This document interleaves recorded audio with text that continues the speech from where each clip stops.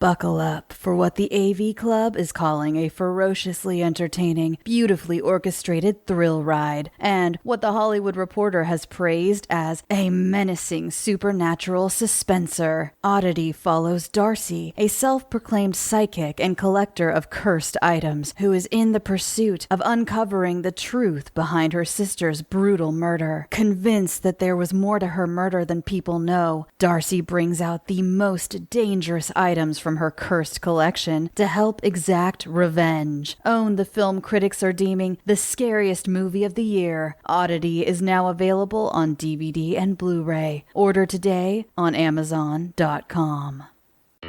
Kroger Delivery has one mission: to deliver the freshest food right to your door. That's why our drivers are pros. Our trucks are refrigerated. And when it comes to low prices, we always deliver.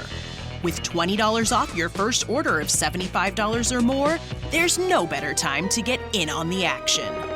Mission accomplished. Restrictions apply. See site for details.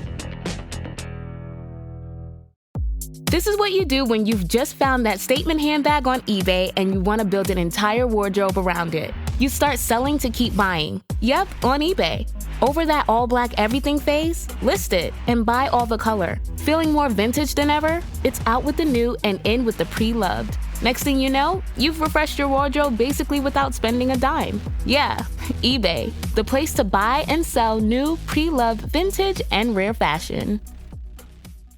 Hello, everyone. The clip you're about to hear is from one of our exclusive Patreon episodes on a recent horror release, and just like all of our other episodes, it might include major spoilers for said horror release, so don't listen to it if you haven't already seen it. You've officially been warned.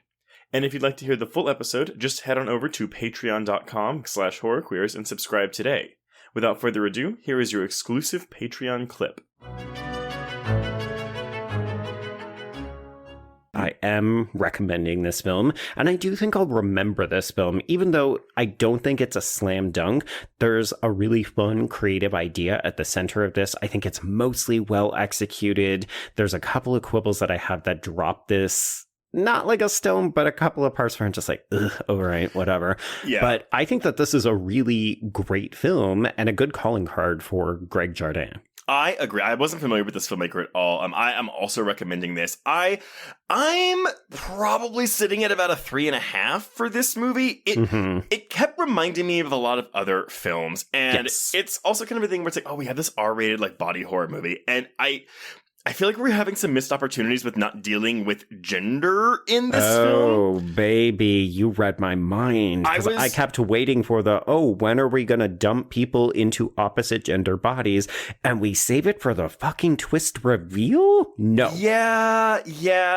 And maybe it's a thing where Jardine was like, you know what? That's a big can of worms that I maybe don't want to deal with. So I just want to focus, because that is not what this movie is interrogating at all. It's just more so a thing where I'm like, I think there's more fun that could be had with this movie, but yeah. Ultimately what it was, though, it really, really, really reminded me of this 2013 film called Plus One. Have you ever heard of or seen this? That was not the film I thought you were going to reference, so no, tell me all about it. I'll just tell you the plot. So the plot of Plus One, it's about 4 college students who attend a party, and the party is set back in time an hour into the past, creating a duplicate of every single person in the party doing what they were doing an hour ago. So it revolves around all these people and their doubles as they're figuring out what's going on and see how it kind of fucks up the world. Okay. Really solid indie film, very similar to this. But what film did you think I was going to compare it to?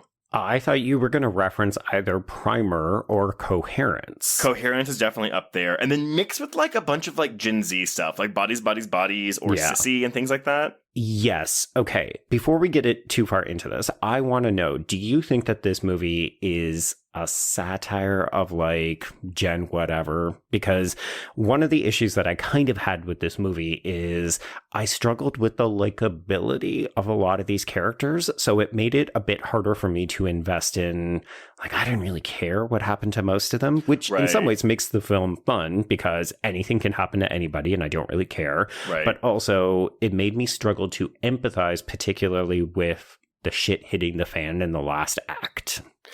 I don't know if I would call this a satire, but I don't disagree with you. I do think a lot of these characters are meant to be unlikable, but right. This is interesting because the issue, like you're saying that this kind of like impeded on your enjoyment of the film to an extent. It made it harder for me to engage with it on an emotional level. So I was just along for the visuals and trying to figure out how everybody was going to end up. But I found it difficult to root for anybody. Hey everyone, Sean here from The Horror Show, a horror movie podcast, and we are now proud to be back on the Bloody FM network.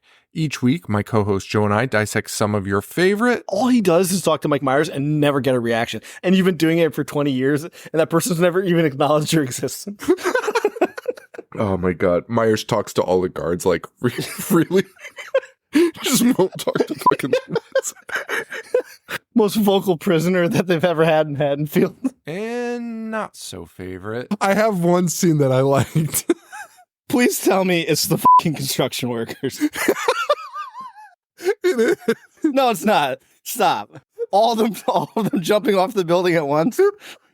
That can't, you have to be fucking with me. God, that's one of the most stupid things I've ever seen in my life. Horror movies and other cult classics. Listen to us wherever you listen to podcasts or find us at bloody.fm and IHateHorror.com.